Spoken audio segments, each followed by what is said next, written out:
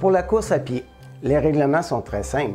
On peut courir, marcher avec des souliers ou pieds nus.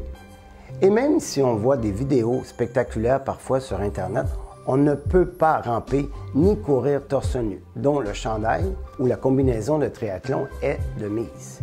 Pas de casque de vélo sur la tête. Donc, si on vous voit sur le parcours de course à pied avec votre casque, c'est une disqualification automatique, malheureusement.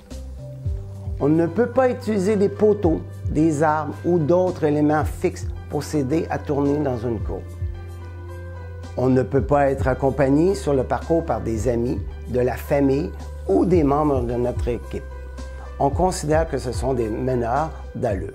Donc, c'est interdit et ça donne avantage sur un autre. Chez les élites, on ne peut pas courir en compagnie d'un ou d'autres athlètes qui nous ont doublé d'un ou plusieurs tours. On doit aussi porter le dossard de course à l'avant en tout temps. Toujours pratique pour vous identifier sur les photos. Cette règle est toujours applicable lors des événements de groupe d'âge. Du côté de l'équipement, on ne peut pas courir avec un contenant en verre, des écouteurs, un casque d'écoute, un téléphone cellulaire ou tout autre dispositif électronique de communication. Et finalement, peu de gens le savent, mais voici la définition de l'arrivée.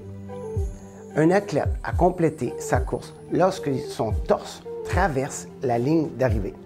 Donc, quand ça se termine au sprint, on regarde le torse et non le temps de la puce. Parfois, ça arrive qu'il faut changer l'ordre d'arrivée. Si vous arrivez au sprint avec un concurrent ou une concurrente, emmenez votre torse vers l'avant. Voilà, vous êtes prête pour la course à pied.